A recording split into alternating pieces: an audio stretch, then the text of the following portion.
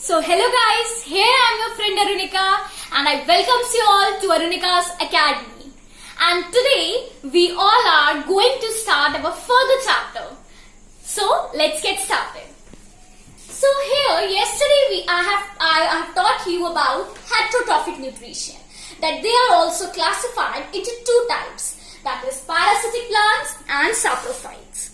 So those organisms which are depend on other organisms for their food or nutrition are called heterotrophs. And here we will study about parasitic plants and saprophytes.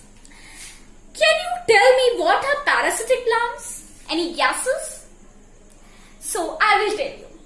Parasitic plants are those plants which are completely or partially dependent on other organisms or other plants for their nutrition.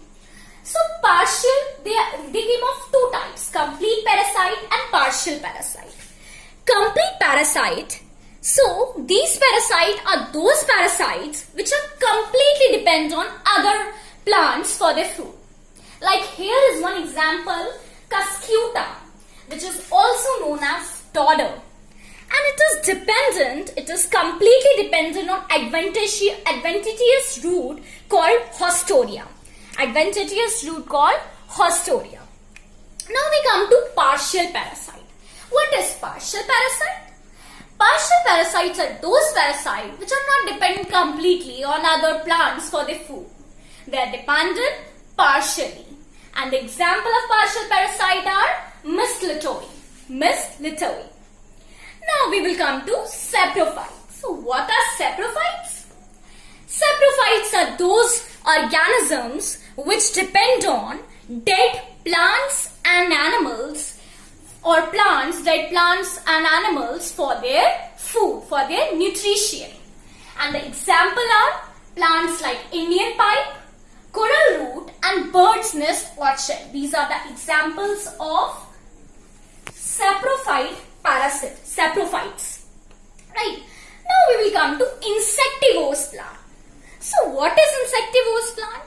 Some plants, as we know, they grow on soil which are very in desert soil. So in desert soil there are not as much nutrients as the plants require for their survival. So these plants, they have special senses. They attract the insects towards them. They attract the insects towards them through their attractive colors, nectar and scents. They have attractive scents, color and nectar. So through that they attract the insects towards them. So and examples are Venus flytrap, pitcher plant, sundew and many more. Right. Now here I have drawn a small diagram about Venus flytrap. It's not as much clear, but fairly. Venus flytrap. Venus flytrap have these leaf blade. This leaf blade they have and stiff hair. They have flap-like projections. They have flap-like system, and as soon as the insect came towards them, they open their flap. They open their flap and the insect sit in it and it gets trapped. And as soon as the insects come towards them, they closes their trap and the insects get trapped in it. Okay, and pitcher plant. We will talk about the pitcher plant. So pitcher plant have a slippery liquid in their edge. Pitcher plant is of this type. It has this type of plants it is. And in the edge, this is the edge. Here it is slippery liquid. Slippery liquid is on their edge. So as soon as the insect sits here, it slips into the hole. It slips into the holes and falls inside it. And the leaf, here is a leaf-like structure on its upper end, and it traps. The leaves get closed and the insects get trapped, and this pitcher plant digests that insect and then it gets their nutrient. Now we'll come to sundew. Sundew have tentacles. Tentacles they have, and as soon as the insect sits on that tentacles, they attract the tentacles. They closes their tentacles, and the insects come in that tentacles. They get trapped in the tentacles, and they digest, the sundew digests that insect and they fulfill their requirement of nutrients. Now we will come to symbiotic plants. What are symbiotic plants?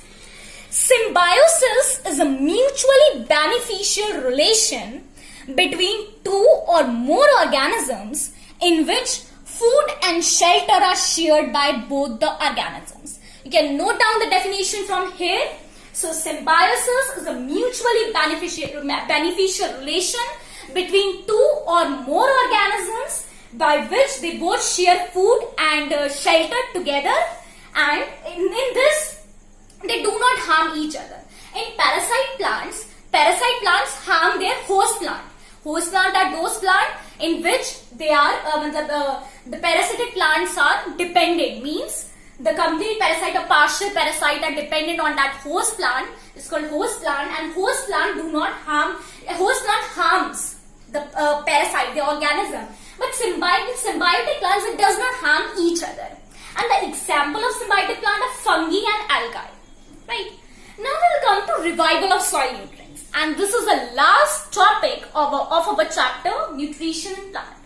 So we will come to revival of soil nutrients. As we know that farmers, soil has nutrients, various nutrients they have, like phosphorus, nitrogen and potassium. And the short form is NPK. These are the important nutrients which are present in soil. They are nitrogen, phosphorus and potassium. And we have made a short form of with this, that is NPK, means nitrogen, its symbol is N, so we have take N from this. Phosphorus, its symbol is P, so we have take P, and potassium symbols is K, so we have take NPK. So these main nutrients, nitrogen, phosphorus and potassium, these are present in the soil. So we know that farmers irrigate their fields. So they irrigate their fields, eat the field again and again. So if they irrigate the field again and again, then the soil loses their fertility. The fertility of the soil reduces. So to again regain the fertility of the soil, farmers use fertilizers. What they use? They use fertilizers. So here we have taken leguminous crops. Do you know, children, what is leguminous crop? Leguminous crops are those crops which has legumes or nodules on the surface. Right? Legumes or nodules. And the examples of leguminous plant are peas, beans and pulses. So they have root nodules on their structure. So what do leguminous crops do? Leguminous crops do not need as much fertilizers as other crops, other cereal crops need. They do not need as much as fertilizers. So leguminous plant contain nodules and legumes, which we have studied, which contain residue bacteria, called rhizobium. The residue, the bacteria called rhizobium. And what does this bacteria do? This bacteria converts the atmospheric nitrogen into soluble form. It converts this rhizobium bacteria called rhizobium, it converts the atmospheric nitrogen into soluble form so that it can be absorbed easily by the roots of the plants. And here it can be absorbed easily by the roots of plants. So this is our today's chapter, and we have completed our chapter 1, that is nutrition plant. Now I will be coming soon with my chapter 2, that is nutrition in animals. So till then,